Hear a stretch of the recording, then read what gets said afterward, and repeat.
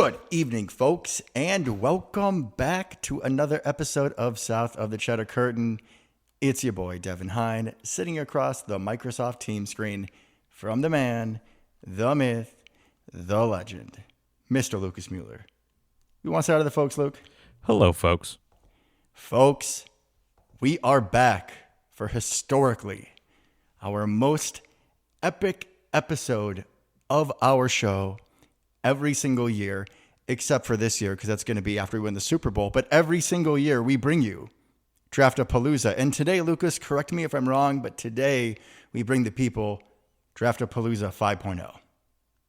I believe you're correct on that one.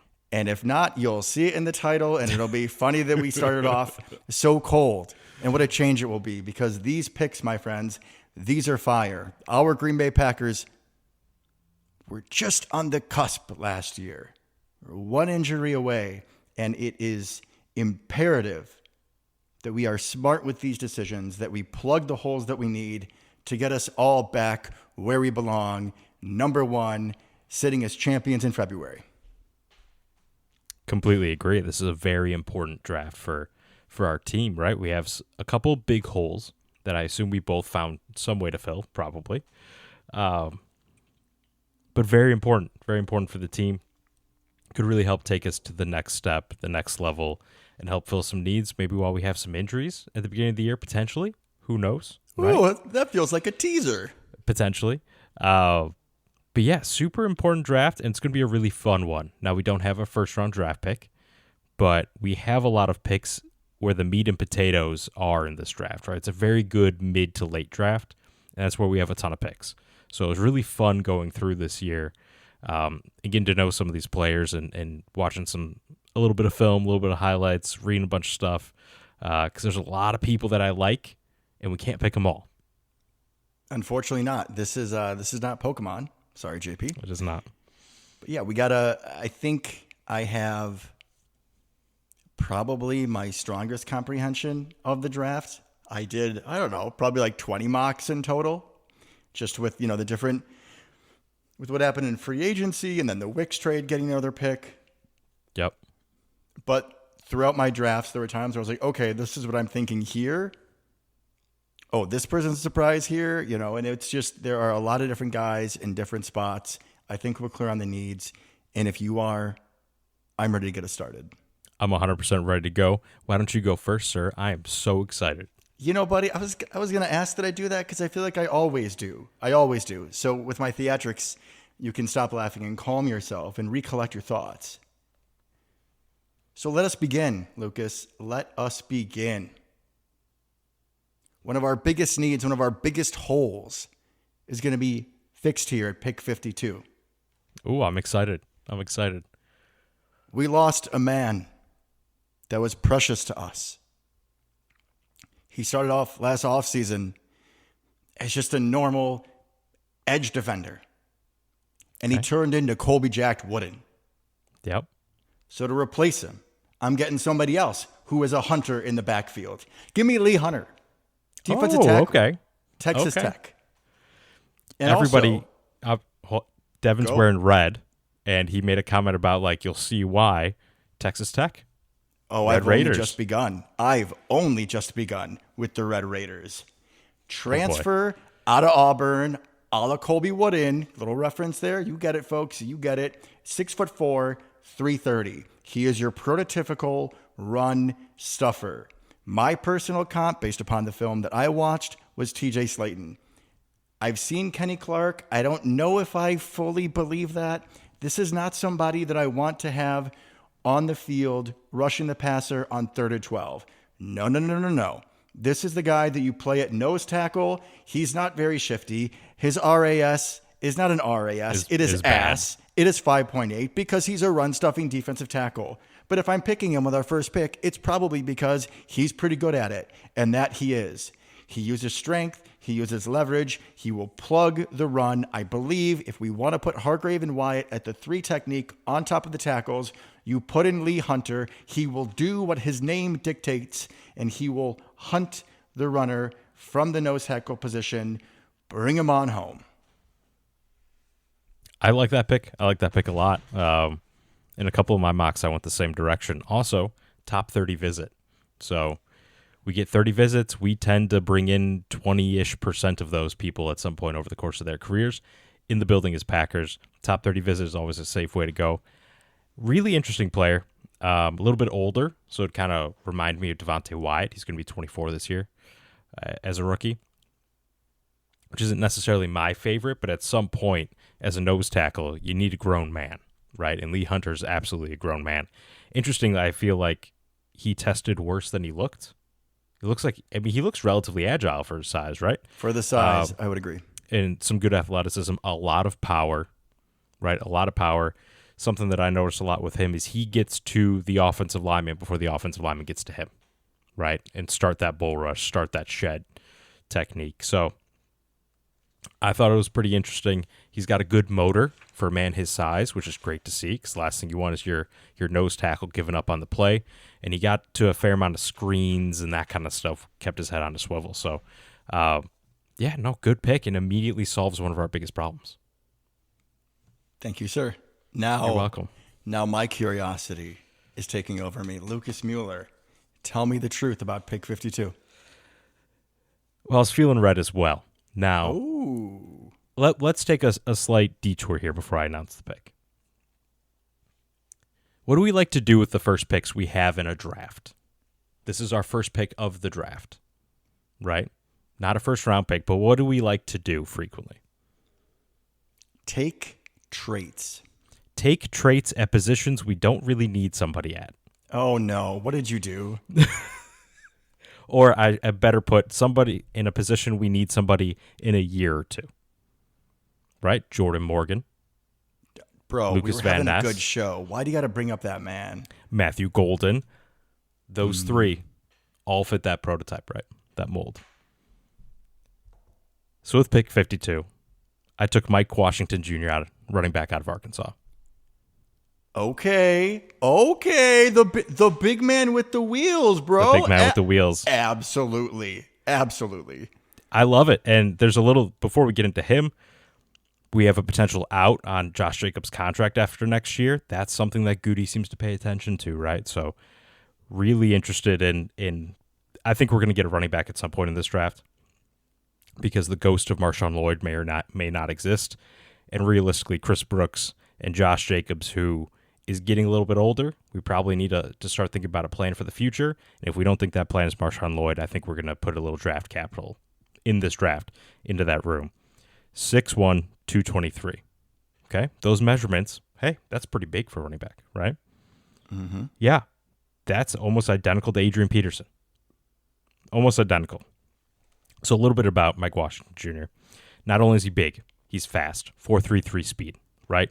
Almost a perfect RAS score, 9.99. Absolute freak. But he started his college career at Buffalo in the MAC. Oh. It's a little odd, right? Do you like MAC schools, Lucas? I love MAC schools. And then he went to New Mexico State. And then from there, he took the step to Arkansas. And what's interesting about this journey is he produced better every level up he took. His best career year was in the SEC at Arkansas, facing the stiffest competition. So like I said, he's built like AP.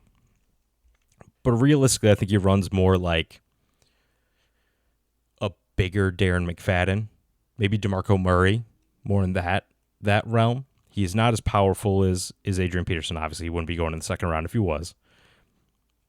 But the man has breakaway speed. However, we have a couple issues. Fumbling being one of them, which you don't like to see in a running back.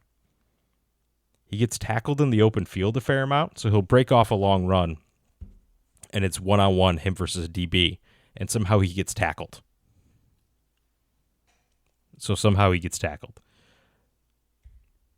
Which, given a man of his size and his speed, seems odd, right? Seems a little odd. However, he also showed absolute flashes of demolishing people like he did Michael Taft, the big oversized safety for the Texas Longhorns. Absolutely trucked him in the hole. He has that ability. So I think he'd be an incredible replacement for Emmanuel Wilson this year. Potentially he's taking over the starting running back job next year. Absolutely, bro. And like you said, it's maybe a year ahead if we're thinking about getting rid of Josh Jacobs. I think this is probably the last year of his prime. And then we have the contract issue coming up here soon too. But for some reason, I don't really think we can count on Marshawn Lloyd. And we're essentially like fixing two problems with one. I saw him in my draft as well. I was very tempted. Very tempted. Not here, actually, on my next pick. But I love the traits. It's not my favorite position for someone to be big, but there is something about a big running back that I love. I actually thought he was 6'2", but 6'1", that Adrian Peterson size. So he's going to be durable, even if he's not necessarily running over people in the open field. He can, just not enough. Not enough for the size. There might be a little bit of expectations and sizism there that we're guilty of, and that's okay. That's all right. He would be a wonderful addition and another good tool in the toolbox for this offense for Jordan, and will help keep Jacobs fresh for sure. And he would absolutely be a pick that makes all Packer fans really confused, which seems to be high on their priority list every year. But out of all the possible confusions, this would be the one that I would be most happy with. I would agree with that. 84. Take us to 84. You know, man, I wonder sometimes if I listen to too much NFL films, like The Autumn Wind is a Raider, because I just can't get myself away from the Raiders. We're going right back. We're going right back to Texas Tech. Now, folks, do you remember the question that I asked you last episode? Do you remember what I asked you? That going into this offseason, are we trying to fix the team that we saw when Micah was out, or return the team to what we had with Micah? And my answer was that we need to return the team to what we had with Micah. So we need another edge rusher. So the Green Bay Packers at pick 84, we brought him in for a pre-draft visit. Bring in Romello Height. Interesting. Okay. 6'3", 240, 8.92 RAS. That's Packers type. Top 30 visit. That's Packers type. He is kind of more in the Micah Parsons range. He's more of a speed guy. I mean, Micah has more power. This is a more limited athlete because I don't know if you know this, folks. There's only one Micah Parsons. Well, sorry, there's two, Colin Oliver, Micah and Micah Jr. But what I'm saying is that type of athlete with the strength and the speed. You're not going to be getting that person at 84. He is definitely a speed rusher. I wanted my first pick on the field, first and second down. I want this pick on the field, third down. You put him across from Micah Parsons in pass rushing situations. You can bring Nessie in. He is long. He is twitchy. He has beautiful pursuit. But again, he's a third-round edge rusher, so if he has all this pass rush upside, of course he's going to get washed in the sauce in the run. That's what you expect with these quick, smaller frame edge rushers. Like I said, he's only 6'3", 240, so the Height last name is not exactly on par like my first pick, Mr. Hunter. However, I believe he is immediately, in my book, second best edge rusher. I think he has better traits than Nessie, and the three of them would create a really strong rotation, a really high upside. And then we've seen Baron Sorrell and Colin Oliver have been working out with Micah in the offseason. I think he adds another speed rusher to the room. You put a big boy in the middle, let him do some work here. Romello, the Red Raiders, come on home. Interesting. Yeah, because he's a little one-dimensional, right? But I think you're building a room at this point, right? You have Nessie and Micah that are both. Nessie's a very good run defender. Micah's a pretty good run defender.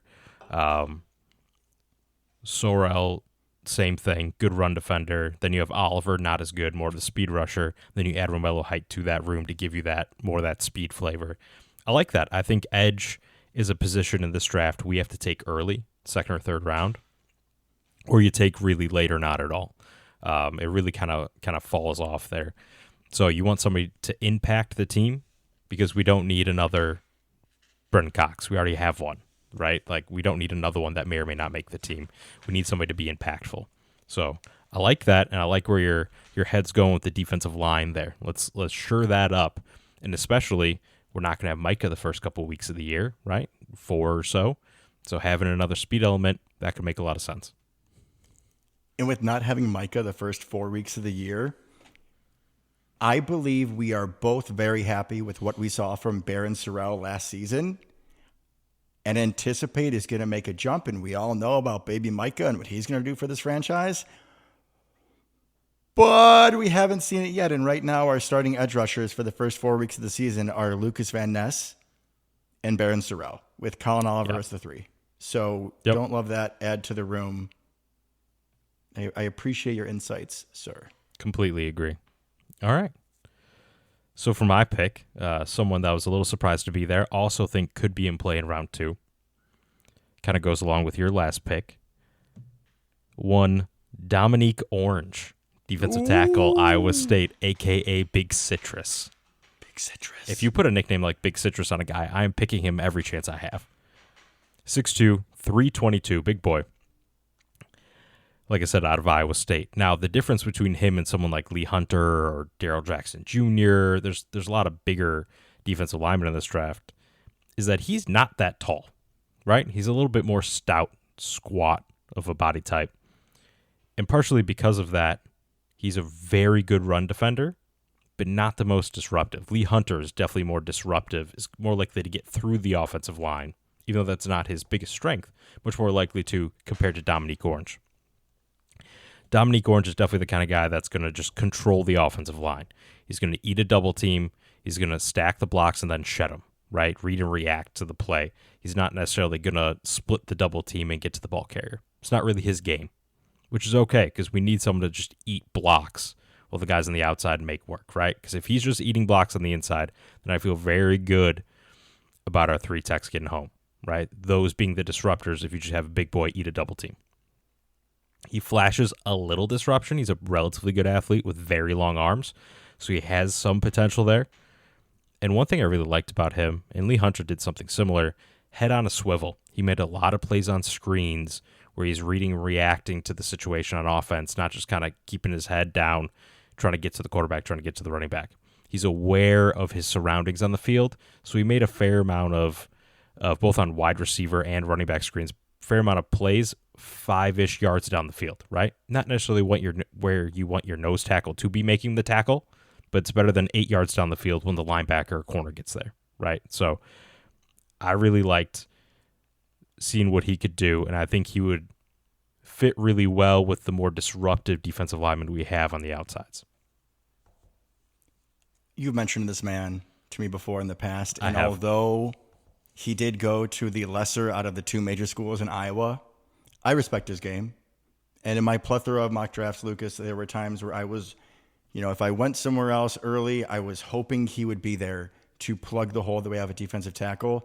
He said a little more well-rounded than Hunter. I'm also, you could say I'm happy with this flavor of fruit, if you will, if we decide to plug our need at defensive tackle with Mr. Orange. I kind of feel like he gives you a little bit more upside in the pass rush with that disruptiveness. He's a little younger as well. Yeah. A little younger as well. I can get past the Iowa State thing like you brought up that day, Alan Lazard, Lizard King. Thank you for everything. I would be happy with Mr. Orange. I like where your head was at. I think we both have solved the immediate need on the team. Well, I'm about to join you with solving another need. I love it. We're going to have a little history lesson here, folks, for pick 120. Oh, boy. Brandon Jackson, little scat back drafted out of Nebraska, slow as shit.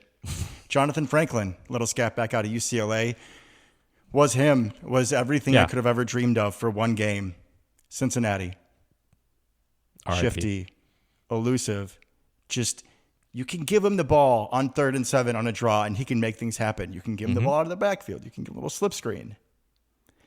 That Marshawn Lloyd guy who going into the preseason is Paul Bearer #1 so far. But maybe I need to give thanks to Marshawn Lloyd because the idea of a scat back made me hungry, Lucas. It made me hungry. And in the 4th round at 120, we're going back to Wake Forest. And the last time we went to Wake Forest in round 4, we got Zach Tom. And I'm anticipating that at 120, we take another difference maker. I deserve good things. You deserve good things. We all do. We all deserve a real scat back. Damon Claiborne. running back out of Wake Forest. 5'9", 195. He is the definition of a home run. 4.37 yard 40. He is elite out of the backfield. He is Mr. Big Play. I know you have issues about his size and his durability. So not you, but I'm saying like as a whole, right? This is how it works. If you're a scat back and you're a little smaller, you do not want Mr. Claiborne. Like if Jacobs is hurt, you don't want this guy being spell number one, taking 25 snaps up the I formation, up the gut. Absolutely not. It would be unfortunate. You'd have to give the ball to Chris Brooks much more often, but Claiborne is the scat back we have always wanted. We deserve it. Give Jordan another weapon. Give Packer Nation the scat back with a little extra pop, a little extra juice. Bring him home. Oh, and the only comp I saw, Keaton Mitchell. I was like, all right. Yeah, Keaton Mitchell's fine. Did you see, like, physically who his closest comp is? Former Packer. I did Played not. for the Colts last, I believe. Can you get? Oh, Tyler Goodson, Iowa's own. Yes, sir. Yes, sir. Yeah, him, Brashad Smith, LaMichael James. Okay, yeah, that's the realm we're living in. Yes, let's not be the bust. Let's not be the bust. But yeah, that'd be fun. I love fast running backs, and that is a flavor of running back we haven't had in Green Bay for a little bit at this point. But I think Keaton Mitchell's a really good comp there because, like you said, he's not going to be the fill-in, right? He's not going to handle the Emmanuel Wilson load when Josh Jacobs goes down, right? That's going to have to come from somewhere else. But as a change of pace, receiving out of the backfield would be a ton of fun. I don't know if we're willing to take someone that small. That's my main concern or in question. I don't know if Matt is willing to do that in this offense, but it'd be a hell of a lot of fun if he did. And I know you're right. This was definitely a more me pick than what I believe the Packers will do. Do I predict we probably grab a running back? Sure, but probably this was a Devin man crush. He was a hard stop in my drafts that I wanted to hit tackle and edge early, and then there were like 3 rounds in a row where he went 2 picks before me. I'm like, nope, run it back. Run it back. Not happening. Mm-mm. You bring up edge is also an interesting spot because at this point in the draft, you kind of run out of edges, right? Unless you want to take a flyer on one of the late round guys. Which then it's like Sorrell and Oliver, and maybe it's just another, throw at the dartboard. Right, you replace Mosby or Cox, maybe. Eningbari. Yeah. So there's a couple guys at the end there that could be fun. I wish I would have gone in some mocks more in your realm and took an edge earlier because I think there's a couple good ones that may be in range at 52, which we can talk about maybe a little bit at the end. But I like it. So far we're on a very similar wavelength, right? Big surprise. Right, shocking. We really don't talk about who we take in our mocks ahead of time. We keep this pretty under lock and key, realistically. Oh, yeah, absolutely. Bro, never. That's like the whole point is it's correct. Genuine enthusiasm. I have no idea who you're gonna talk about. But for some of these, you really do have an idea, and they don't surprise you? No, not at all. Mm-mm. Okay, I'm taking in round 4. Guy out of a small school. All right? Guy out of a small school, another position of need. We're checking boxes here, folks. He's a guy that recently it seemed like he kind of slipped down the consensus board, but I'm not willing to let him drop, and I don't think the Packers will either. Hit it. Charles Demings, cornerback out of SF Austin. Ooh, top 30 visit. 6'1", 193. Okay, this is a draft of tiny cornerbacks and giant cornerbacks, and I'm sure Devin's going to take a giant quarterback in the next round or two. But there are a lot of cornerbacks in this draft that are 6'3", 6'4", right? Very unique for a draft, and a lot of them that are 5'10" and under that are good, like D'Angelo Pons and those kinds at the top. The Washington guys that Devin's probably going to take one of here shortly. but 6'1", 193. It's the perfect size for a cornerback. Perfect size. You want to know who else is 6'1", 193? CV. Christian Gonzalez. Ooh, that's a much better comp. At least size-wise, I'll take that. Sorry, CV. Now, once again, small school, right, with Charles Demings. Small school, so there's a lot of natural corner skills there. He has a relatively good sink for his size, and that's why I like this size so much at cornerback, because once you start getting too tall and lanky, unless you're Richard Sherman or in the perfect scheme or whatever, you're going to have some issues with the sinking, breaking down, cutting, getting to the football potentially, right? Can you explain to the folks at home, Lucas, what you mean by sinking? So sinking, you're going to drop, you're going to, depending on exactly how you're taught, you're going to chop your steps a little bit, drop your hips to change direction, right? So like for a quick slant, that Correct. type of skill. Yes, or if you're sitting back in zone, we're allegedly going to play a lot of corner 4, right? We're going to have corners that are going to have to come up, read the offense, come up, and potentially make tackles, make plays, right? So, natural corner skills, playmaker, had a good amount of interceptions. I don't like picking corners that don't intercept the football in college. That's just a pet peeve of mine, right? There are some guys that have been linked to the Packers that had 2 interceptions in their entire career. I don't like it. I want corners that get the football. That's the whole point, right? But are those Packer types, Lucas? I mean, think of the boys we got, except for Benny the Juice Man. You're not wrong. Well, Benny the Juice Man is exactly that type of not actually intercepting the football. 2 career interceptions in the NFL. For now. But he played low competition, right? So he looked like a man amongst boys as far as his athleticism goes. He tested incredibly well. 4.4 40, which for a man of his size is great. I love that. And I think he just looks like a corner. He's going to be a little bit of a project, right? Anytime you come from a lower level of competition that's that far lower, it's going to take some time to kind of get there potentially.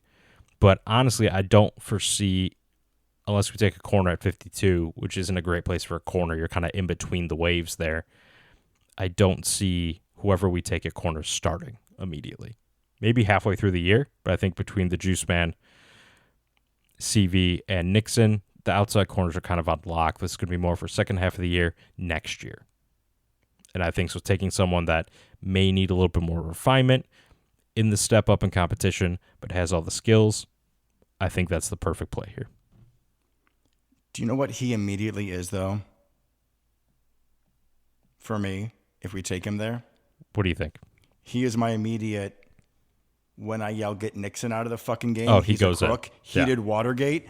I would be excited to see him play. SF Austin, small school, guy with, like you said, not my preferred size, but I respect his size. He has giant hands, 42-inch vert, 11 broad jump, freak athlete. I'm top saying tier. He's not my preferred size, but he's a hell of an athlete. He's got that underdog mentality. I'd be happy to have him home. And I saw him mock to us a lot. He's our kind of guy. And he would be a happy addition to the corner room, which at the very least needs another body. Completely agree. And he showed up well in the Senior Bowl, and we pay attention to the Senior Bowl. It seems like more than most teams. Yeah, I mean, we've definitely picked guys that have breakout performances, and then they did well for us later on. Exactly. So, good job, Packers scouting department. All right. Where are we going next, Devin? All right. Let me check my notes. 6:3, Ephesians 6:3, that it may be well with you. Oh my God. And that you may live long on the earth. Well, I'm sorry, folks. I'm having a rough time with this next pick. That was Ephesians 6:3, because at 153, it was a biblical miracle that he was still here. A miracle. Someone might have predicted it. Someone might have seen it coming. The man is a fortune teller, Mr. Lucas Mueller. But at 153, bring home Ephesians Prysock, cornerback out of Washington, who, if you didn't know, is 6'3". Lucas Mueller, have we ever taken a cornerback out of the University of Washington that is 6'3"? We have. I like that you're using this as a selling point, but we have. Kevin King, baby. Return of the King. Now, is he a prototypical big corner where he has a lot of length? Yes.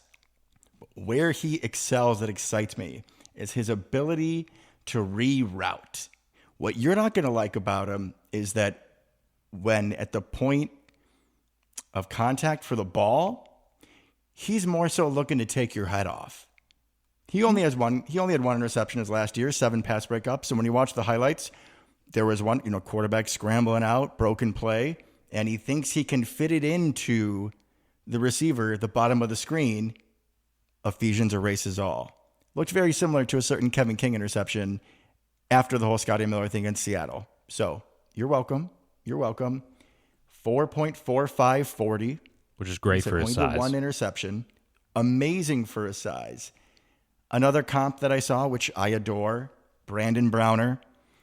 All of these plus 6'2" corners are going to be zone corners.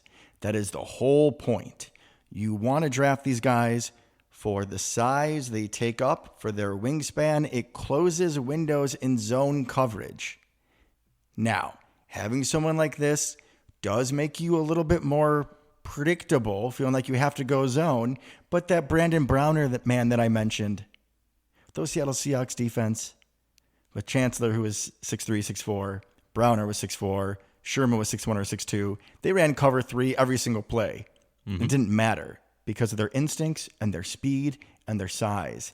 And Ephesians, with his biblical talent, would do the exact same thing. He's from Washington. He was somehow on my board. Bring back the new Kevin King, a better Kevin King. Take Nixon's spot. Please and thank you. I like the pick. I definitely picked him in a fair amount as well. Couple fun facts about him. One, he's the short corner on Washington, which is wild. I believe Tacario Davis is 6'4". 9.74 RAS. My bad. Yeah, phenomenal. Phenomenal for his size. Actually, he is identical in size to Richard Sherman, 6'3", 195. Your boy Ephesians, 6'3", 3/8", 196. Same hand size, basically the same arm length, just faster. He also is very similar body type-wise to Cam Hart, the corner that came out of Notre Dame, who I really liked. Charger. Really liked him coming out. Yeah, and I think the big thing with him is he's a big, long corner that moves better than most of the big, long corners, right? That's where his potential lies. And I'm all for adding size, right? I think that adding size, becoming more physical, is definitely a good way to go with this defense this year. So I like him, and I knew you were going to pick one of the Washington guys. There's no way around it. You love tall corners. It was either them or like the Florida guy more. Can you close your eyes for a moment with me? No problem. Close your eyes. And everyone at home, close your eyes too. I want you to imagine the base nickel defense. I want you to imagine the secondary players on the field. I want you to imagine the juice man on one side, Ephesians on the other, Bullard in the slot, X and Micah Hyde, a.k.a. Evan Williams 2.0 at safety. I mean, Lucas, that, sir, sir, is something. It absolutely is. I like it a lot. And a phenomenal name as well. Yeah, I mean, I couldn't pass it up. There were too many things with him not to write for him. 100%. I mean, if he is definitely he's like a round 4 talent. He's a round 4, round 5, whatever. He's a round 1 name. Maybe pick one name. Now we're saying he's like a round 4, round 5 guy, right? Aren't we going to be together for round 4 or round 5? Yeah. Yeah, we are. So I'm preparing you now. I cannot be held responsible for my actions if we take him. Fair. What Devin is alluding to is we're having a little bit of a draft party, actually, this Saturday. Indeed, so we're going to be watching rounds 4 through 7 together with a couple of our buds, JP and James. It's going to be electric. Absolutely electric. Okay. Speaking of electric. Ooh, I love a good intro. Pick 153. We're going back to Devin's red shirt. All right. The Red Raiders. We got rid of Dontavian Wicks. Ooh. We're going to need to add a body, right? We have very few wide receivers under contract, like one, right? Or two, I guess, the rookies from last year. Christian will get his extension. So we need to make sure we have some bodies, right? We need some bodies there. And not just anybody. We need a big body. We need Jeff Caldwell out of Cincinnati. 6'5", 216, ran a 4.3, 140. You took him? I'm done. That's all you need to say. Now, let me ask you something real quick. Yeah. That type of size and speed, is he by chance really good at one thing? Actually, he's good at a couple. I'm a little wonderful. I'm a little surprised. A little surprised that he's ranked so low. He didn't have a ton of production, so he had a growth spurt really late in high school. He was short, under 6 foot, so he's behind in recruiting. His only D1 offer, can you imagine, 6'5", 216 runs like that? His only D1 offer was Lindenwood. Okay? Insulting, but MVS also went to USF, so... USF is significantly better than Lindenwood. Never heard of it, to be honest. So he goes to Lindenwood, then he transfers to Cincinnati. Okay, and in Cincinnati, doesn't do a ton, realistically. Doesn't get a ton of catches, doesn't go for a ton of yards, but does average 18 yards per catch. Love that. Okay, absolute freak of nature. To put it in perspective, he is taller than Christian Watson. He is faster than Christian Watson. It's mind-blowing stuff here. All right. Do you assume deep threat with those stats? However, what you see a lot on tape is a lot of slants and a lot of hitches. It was actually a lot less go balls than I anticipated. Because if he's on my team, I am throwing go balls nonstop to him, right? Who's going to keep up with him? A man who runs a 4.3, 140. And not only a 4.3, 140, has a 42-inch vertical. Do a quick math there, folks. That's really high in the air when the 6'5 dude is jumping 42 inches. With an 11.2 broad jump. Just insane measurables. Insane. Some Calvin Johnson? Is it a horrible comp? He's a little thinner. So here's his physical comps. Okay. Stephen Hill out of Georgia Tech from a couple years ago. Bust. Isaiah Weston out of Northern Iowa. He's not a bust because he didn't get drafted high. And Christian Watson. Oh. So he doesn't have quite the yards after catch that like Christian does, because Christian is very good with the ball in his hands. He's not quite that level, but he does make guys miss, which is impressive for his size. We're not dealing with an MVS. I'm going to run in a straight line, and as soon as someone touches me, I fall down. Very useful player, by the way. If he was just MVS, this is a good draft pick, right? But I think there's potential for more, given his strength. And he's got a little moves. He can make some people miss in a phone booth. It's a very large phone booth given his size. But he is a man amongst boys and just needs more work, I think, and a little bit more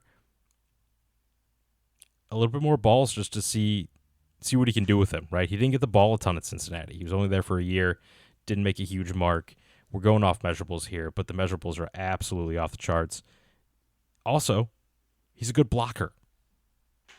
Christian Watson. Which means Matt's going to love him. A bigger Christian Watson, it sounds like. Correct. With a little less yak, but that's okay. I'll gladly take that. I'll take two of them on the team. Could you imagine having those two on the field and Tucker Kraft? Like problems everywhere. So and Damon Claiborne, I mean, it's over. He's going to run through Jeff Caldwell's legs at this point, but that's a lot of speed, guys, though. That's a lot of speed. So I reached a little bit compared to where he is on the consensus board. I don't care. Give me that guy. You know, brother, after the Wicks trade, I kind of thought about a receiver, and I did not take one for the sole reason that the numbers feel a little tight going into even the season. All right, let's count. We got Christian Watson, Jaden Reed, Savion Williams, Golden. I mean, I still count Bo as a wide receiver as well. Yeah. And then Sky Moore. And am I missing someone? No, I think that's it. But those are all guys that, in my opinion, are sure locks to make the team. Bo will make it because of special teams. Sky Moore is not the best returner in the league, but I would say one of the better ones we've had in the past 10 years already. He's like a 5-6 year guy in the league. Like, we know what he is, and he's not useless as a wide receiver. Like, he is a solid 5. Agreed. So I wasn't thinking receiver, but this guy sounds pretty juicy, and we can put somebody else at return, or we can cut Sky Moore. We got to do with this size, another Christian Watson, a little bigger, and LaFleur loves the receivers that will block in the running game. I think you really hit the nail on the head with that one. Sounds like a Packers type, a little bigger than we normally take, but give me a little light Harold Carmichael / Christian Watson / better MBS. I would love that. We should bring him on home. Well, think about potentially, I'm not saying it's this level of blocker. Think about the Lizard King with MVS speed. I'm just saying that's kind of what we have on the table here. It's like half the receiver room for 2020. Because that and Devontae. Correct. There we go. Because Lazard is 6'5". He's similar build, just nowhere near the speed. He ran like 4.6 or something, not 4.3. But yeah, he'd be a lot of fun. And I think Bo's going to be a cornerback, quote unquote, on the depth chart to make him on the team. But I think he's still going to play receiver. Just like last year. I think he's still going to have more snaps at receiver. Agreed. I mean, especially when we got the Juice Man in Ephesians. I love you, Bo. Or Charles Demings. If you couldn't, or Charles, even Mr. Demings, even Mr. Underdog, I'll root for you, sir. But if you couldn't make it last year when I threw in Kamal Haddon, which was like the biggest curveball of our lives, I don't know if he's ever seen the field at corner. Fair. No, completely agree. I think they just may call him one to get him on the team. That's all. Make the numbers work. All right, so at 160, this is a Green Bay Packers mock draft obligatory selection. Okay. It just had to be done. It would be unbecoming of myself to consider myself and identify as a member of the Green Bay Packers media if I did not take an offensive lineman in this draft. So we are checking that box right here, right now. Get a guy with another good name. Bring home Jaeger Burton, center out of Kentucky. Now, this young man, he played a lot of college ball. He had 47 snaps at not only center, but left guard and right guard. He's more the athletic type than the power, which I know with Anthony Belton, we've been kind of going with more of the power vibe. I think that LaFleur still would not be opposed to having somebody with not the exact body type. And on some runs, he may prefer to have a guy who's a little more athletic to pull. But the main reason why I'm taking him here is because if you look at the Packers' backup offensive linemen, it is rough. It is frightening. Kennard is the only person that I trust at all. Jaeger Burton gives you flexibility at center and at guard. So that gives us a lot more options. Like if a guard goes down, do we move Sean Ryan there? And then he can play center. Or if one of the guards goes down. Like there's options with him. He has a ridiculous RAS score. This is, like I said, agile, not strength, 9.87. Not the sexiest pick of the draft, but one that I had to do. Completely agree. I think in a similar vein in a lot of mock drafts, I ended up taking Trey Zoom III. Same thing, played multiple positions in college. We love that. If you can find a offensive lineman that didn't just play one position, there's a good chance we're interested, right? And a RAS, slam dunk. Exactly. Good size. Maybe not the biggest mauler, but athletic. Clearly, we don't seem to love Jacob Monk, who also is a little undersized. So I think that's a good pick. That makes perfect sense. Anytime you can find an offensive lineman that's adaptable, we're gonna be interested. So, no, yeah, I like it. Good choice. Where are we going next, brother? Show me the way. Okay. So talking about not quite normal body types for their position, right? We both already took a big boy. Now I'm going to take a small big boy. One Zane Durant, defensive tackle out of Penn State. 6'1", 290. He's little, bro. He's little.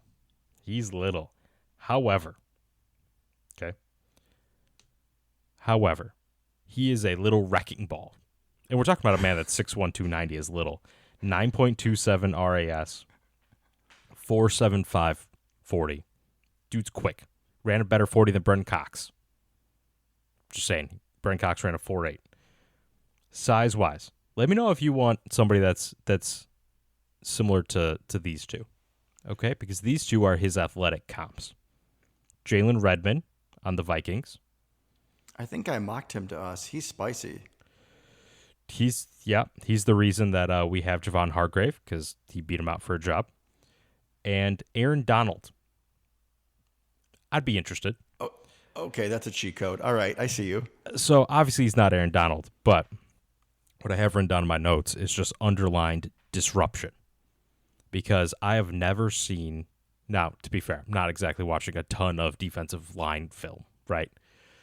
But I can't remember someone that I've seen split double teams and use their agility, speed, and almost their size or lack of size to their advantage to get through the offensive line. Like him. So Dominique Orange is the guy that's just going to eat blocks, right? He's not going to end up in the backfield very often. Zane Durant lives in the backfield. Okay? They try to double him. He literally just squirts right through him. And what's interesting about him playing at Penn State is all the stuff I'm watching is him going against, Michigan, Ohio State, Wisconsin, Minnesota, Iowa, right? These are all people with pro offensive linemen, people going in this draft, right? The Big Ten is a lineman factory. Correct. It is known. It is written. Correct. So he's making these guys look silly. I love that. Now, when that happens, right, sometimes you're going to make the wrong read. You're going to get too deep in the backfield. All that's going to happen. But he's not the same type of player anywhere near it. But like Devontae Wyatt is a disruptor, right? He's a small, Zane Durant is a small little ball of disruption. And like I said, absolutely destroys double teams with swing moves, with quickness. There'll be times where he just kind of like jukes the guard to get around him. He'll like juke inside and just run right around, which is not something you see at the defensive tackle position a ton. You see that at edge sometimes, right? You'll kind of like fake the inside, get the tackle to kind of turn, and then just run right around. This guy's doing it to guards and centers. I loved what I saw, and I thought would give a really interesting flavor to that defensive line room, right? Because we have the little bit bigger guys. Then we got kind of like Carl, who's on the slightly smaller end.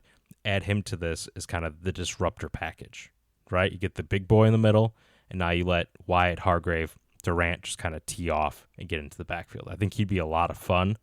I don't want him in on rundowns necessarily, but I think he'd be a lot of fun as kind of a pass rush specialist in the middle, if that makes sense. When you were mentioning Devontae Wyatt as a comp, I mean, obviously this dude's a lot smaller, but that's who I was thinking as well, because he's just shooting aggressive, and sometimes he's going to be right, sometimes he's going to be wrong. But we saw last year when Devontae Wyatt was on, he was a problem. 100%. We all know my love for Devontae Wyatt. I was admittedly judging this man by his size, but if you're telling me this is going to be a pass rush specialist that we can put inside, I think you put him next to Wyatt. That's probably your best defensive tackle pairing on pass rush downs. And then he allows, like, we love Carl. But part of the reason why he's a folk hero is because he does random things out of the blue. Because most of the time he doesn't do shit. Nazir Stackhouse, Stack Daddy, ain't got nothing in pass rush. Nothing. Brinson, kinda, but still, like, he's gonna with take what a you're little time. describing, I think he could very well compete for the second defensive tackle, or maybe third, I guess, behind Hargrave. Yeah. But then if you put this dude in instead, Hargrave can be more in on bigger downs or on earlier downs because you want that bigger body in the run game. If you can add somebody in the fifth round that we're in, that you are already thinking would have a role, a preferred defensive tackle for passing downs, and he can just go in and disrupt, and then what happens, Lucas, when there's immediate pressure in the quarterback's face? What is he going to do? Give me a few options. What might he do, Lucas? He may just throw the ball up in the air. And it's not like, the Packers have big corners now. Oh, wait. or he might run for his life, Mm-hmm. right? He might do a little rollout, and then, oh, look, there's Micah Parsons. Sit your ass down. I wasn't understanding it at first, but Lucas, I see your vision. Absolutely. Look at you taking different body sizes, but theme of this draft, bro, they got me juiced up. And honestly, my called shot at Colin Oliver last year kind of opened my mind a little bit, I think. So maybe they're willing to go slightly outside of their norms, which have historically been relatively strict, to fill specific roles, right? And I think this could be another interesting one. Obviously, there's a very good chance we don't end up with him, but he's going to be a lot of fun wherever he goes. He's going to become a big fan favorite because he just zooms into the backfield. He's like in a blink of an eye. Now, can that translate? Does he have enough functional strength to do some of the same stuff at the next level? Who knows? That's why he's going in the 5th round, right? But I think he's definitely worth a swing. Yeah, why not? It might be crazy to say, but in the Packer preseason game in Week 18, Colin Oliver looks like a problem, Mm-hmm. and that's not just like the shades of my vision of my love for you, bro. I was like, oh yeah, he's a problem. Mm-hmm. He is pressuring the quarterback. He made a few plays in that game for sure. So another little freak. I'm here for it. I love it. All right, where are we going around 6, bud? Buckle in. Oh, God. Buckle in for this one. I don't really have anything like that crazy. I don't have a nice little monologue or a Bible verse or a song. I just got some facts for you, bro. This was just all right, we need another body in this room. Buckle in. I'm here for it. Pick 201. We're staying red. We're staying Texas. We're going to take tight end out of Houston, Tanner Koziel. Now, Tanner Koziel is 6'7". Big man, big productivity, 74 catches, 727 yards, 6 touchdowns. A few things about him you need to know, Lucas. Where is this young man from? Oh, man. Yeah, I was looking it up because I was double-checking. You beat me in my own game, sir. He's from Bloomingdale, Illinois. Bloomingdale, Illinois' zone. Which is like 20 minutes from my house. Where did he go before Houston, Lucas?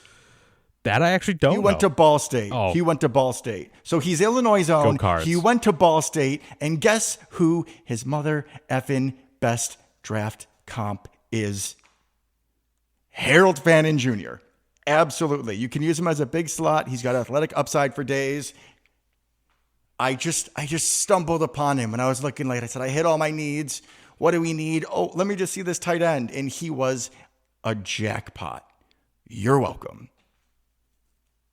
Yeah, no, I looked at him too. I love it. Love it. Potential Luke Musgrave replacement down the line, right? Like big athlete, tall, very much fills a similar void. I'd love to see it. Remind me, Fitzpatrick is gone, right? So it's just Wiley, Tucker, Musgrave, and the Wiley Coyote. Mm-hmm. So adding another body in that room, I think, is important. And I want another athlete, which you did. And getting some from the fine state of Illinois is always wonderful. And a Mac boy? I mean, bro, I was like... Perfect. This is a pick that I have so little for, but this is going to be his favorite pick of my entire draft. There were a couple that I really wanted to pick at the end for that exact reason. There's a guy from the same town that I live in that's in this draft that's going to get drafted, so that'd be fun. But I did not take Rager, whatever, from Wisconsin? Yeah. Yep. Mason.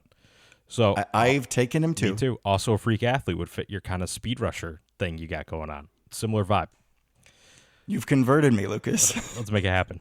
All right, so round 6 for me because I love your Tanner pick. What did I say about corners? How big do I like them? What size?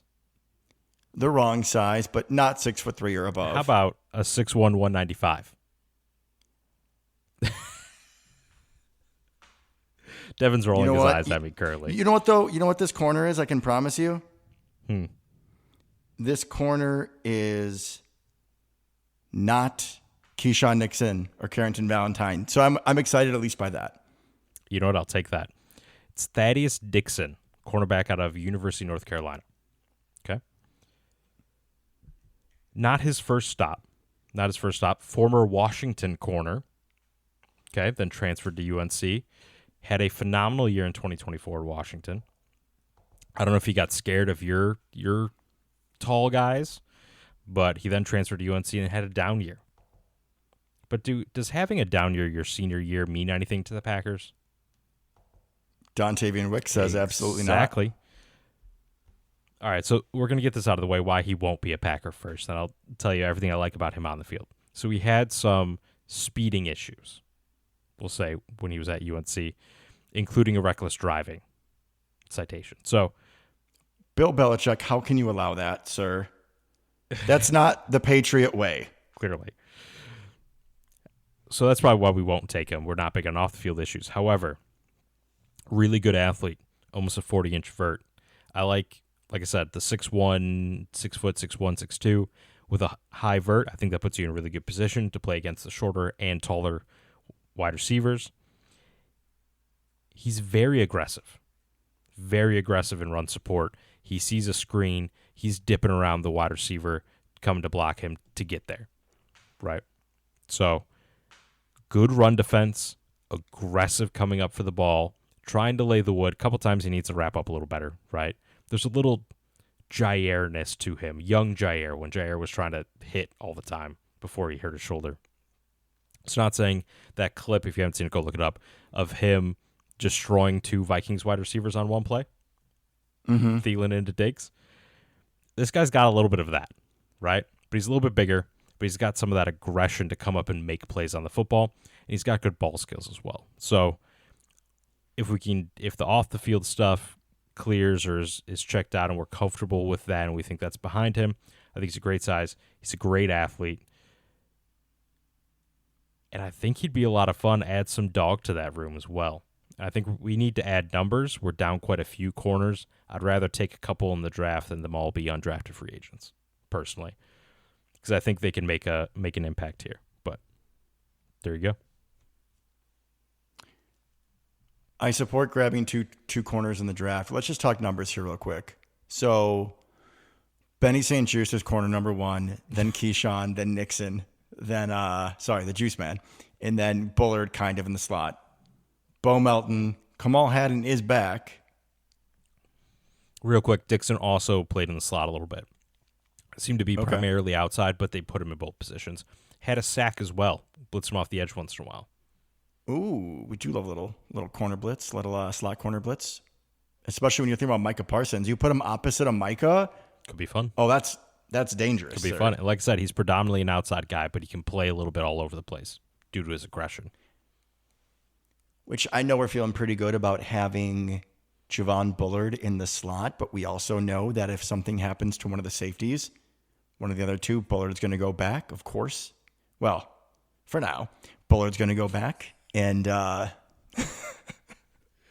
it would be good to have somebody else with some slot versatility. I know Keyshawn can play in the slot. He's also really on Paul Bear alert, if we can't tell from this episode. Yeah. And this young man out of North Carolina, what got my ears going up was you talking about how he's aggressive in the screen game. Mm-hmm. You said 6'1". I was thinking Carrington Valentine, and then you said screen game, but you said aggressive. No Dallas Goedert for him. Correct. I'll take it. Like you said, with the off-the-field stuff, was this one thing or is this a pattern? It was multiple speeding tickets and then a reckless driving. How fast are we talking? Like north of 100? I'm not the police, sir. I'm not sure. I mean, but from the reports, did it sound egregious, or is it like going 70 and a 55? Good. I didn't get that deep into like the 6th round pick, what? Devin. North of 20? I don't know. I feel like reckless has to be, like that type of terminology has to be going pretty quick. So I'm going to agree with you, probably not a Packer, but I would like a 6'1" corner that will actually go attack screens. I agree. Interesting player. Yeah. We'll see. Where are we going round 7?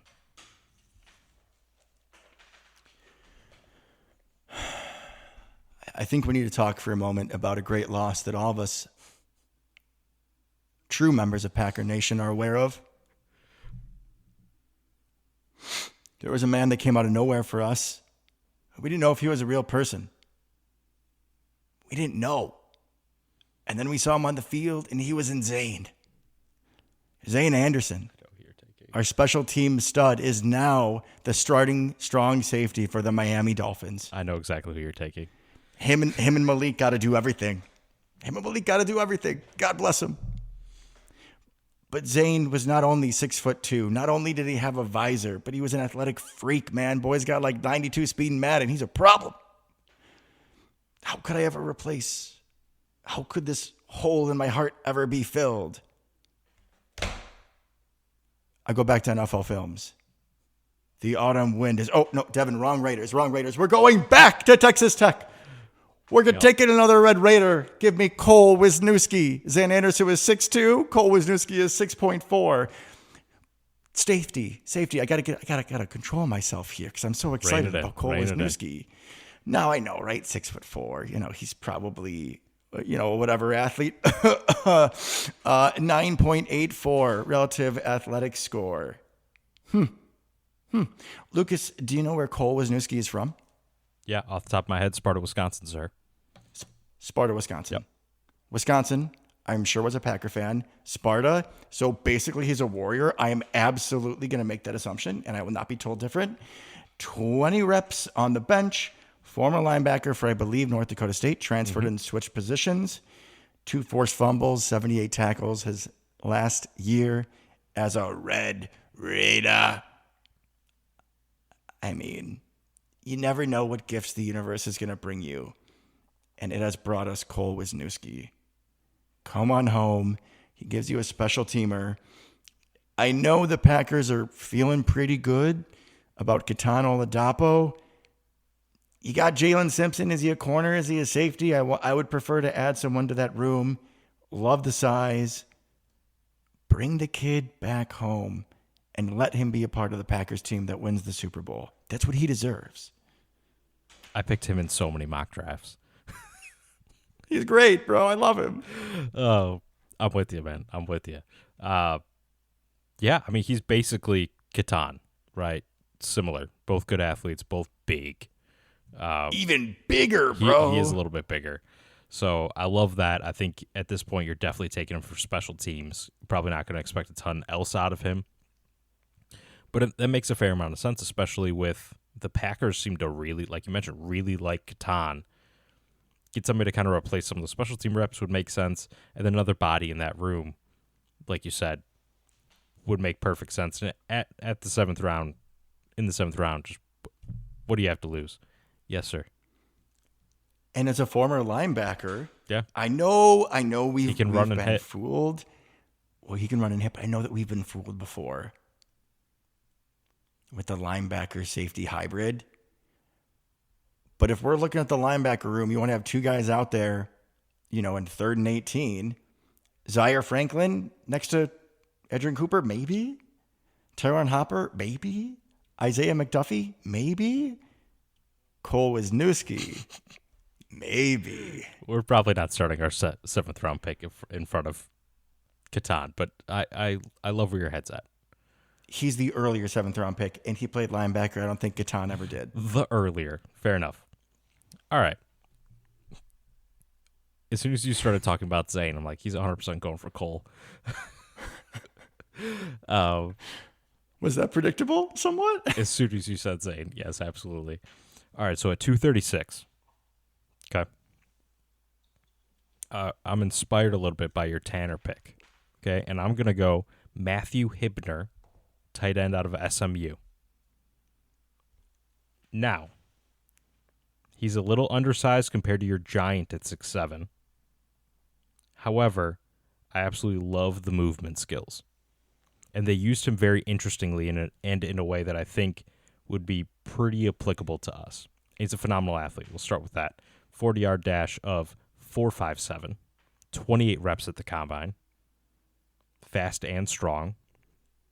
6'4", 251. Short arms, so the catch radius isn't crazy. However, here are some physical comps. Okay? Ed Dixon out of Oregon. Owen Daniels out of Wisconsin. Dennis Pitta out of BYU, and Lance Kendricks out of Wisconsin. Those guys are all like mid-level starting tight ends for 8 years, which getting this late would be iconic. Correct. And relatively good athletes, but they're not the monsters. They're not huge guys, right? They're a little bit more move tight ends. So at SMU, it seems like every play was a seam route to him. It was wild to watch, but not from the slot. Okay.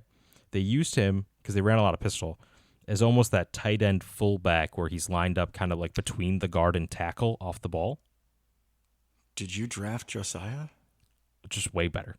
But we use, especially last year, we used Wiley in a lot of similar situations, right?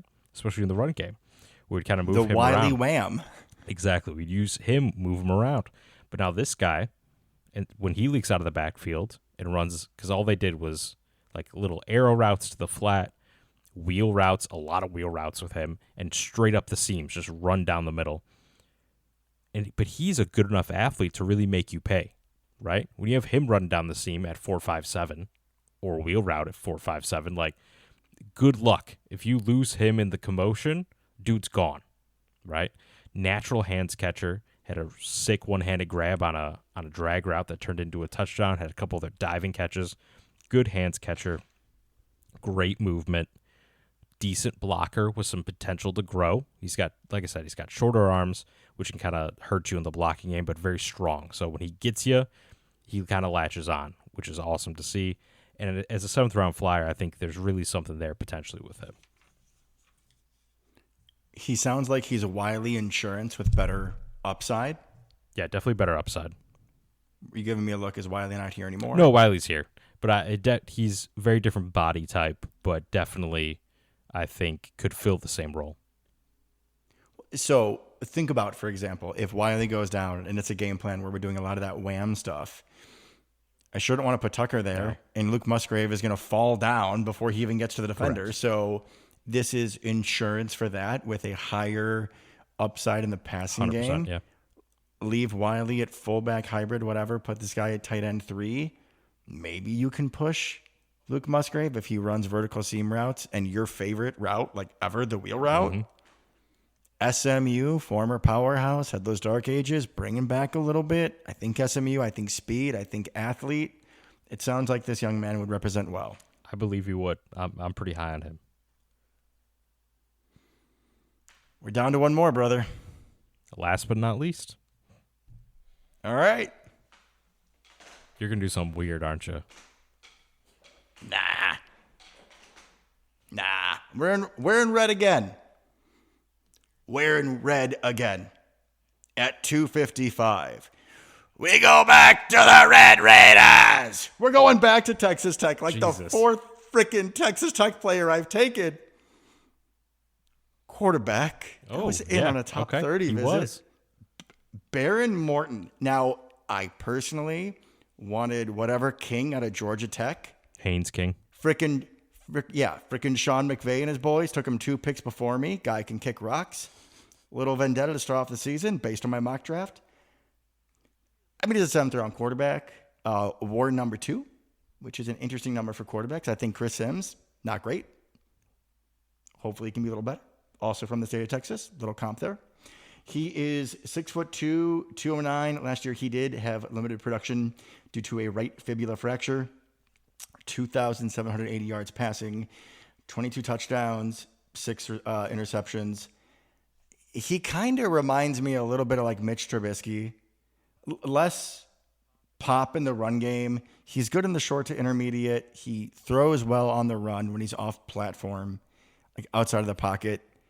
And I feel like he looks more kind of like Mitch, like he looks more comfortable when he's out moving. Okay. He doesn't quite have the wheels. We do have the Riddler. I just figured why not throw a dart on the board and take my 4th Red Raider. I have no allegiance to Texas Tech. You do now. I don't like Patrick Mahomes. Michael Crabtree is a sorry receiver. Like, I got nothing to say, bro.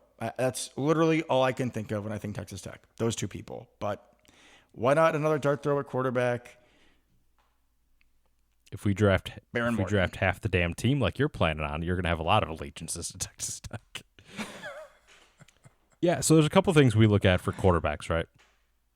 Historically, size being the biggest one. We don't take small quarterbacks. We don't take giant quarterbacks. It's just kind of what we do. We take quarterbacks that are between like 6'2" and 6'4", and they're like between 210 and 230. We have, for some reason, very tight tolerances here, and he falls directly in them. Some physical comps for you: Greg McElroy, C.J. Beathard, Kellen Clements, J.T. O'Sullivan.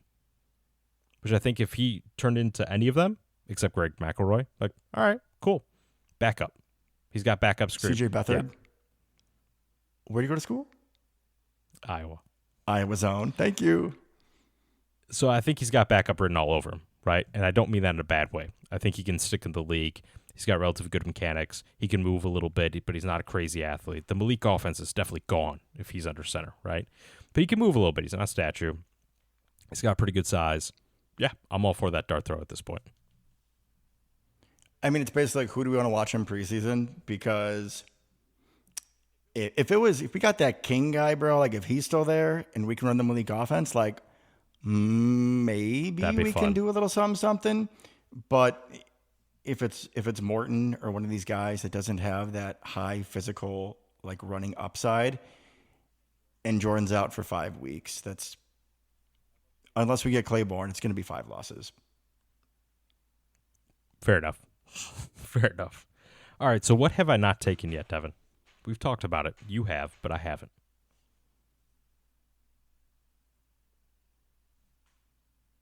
Edge rusher? True, yes. Versatile offensive lineman. Oh, also that. So back to the color red. All right, we're circling. I'm also circling back to my first pick.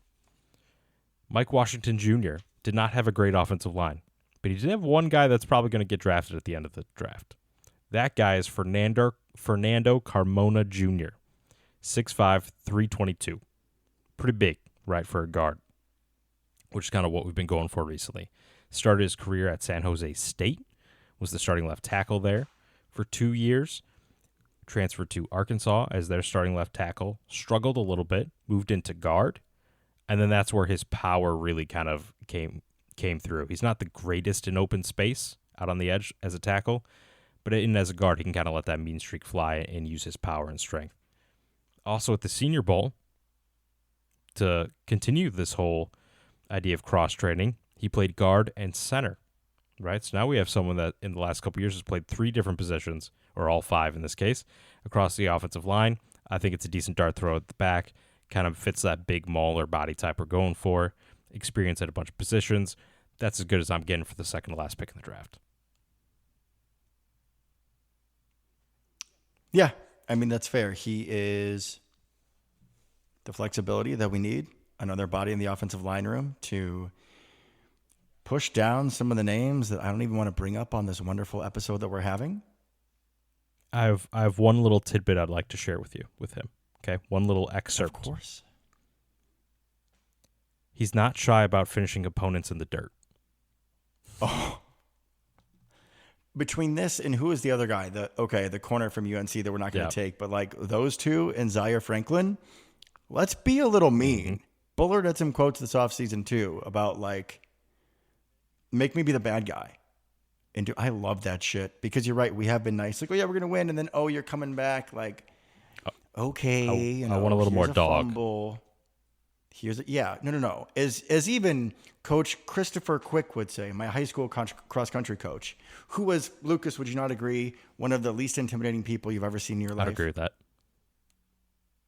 He was quoted in saying for a conference meet, he said, I know the boys are going to be ready and they're going for the jugular. That's what I want. Put your foot on their throat, kick dirt in their face, remind them that they're not getting back up. I like it. All right, bro.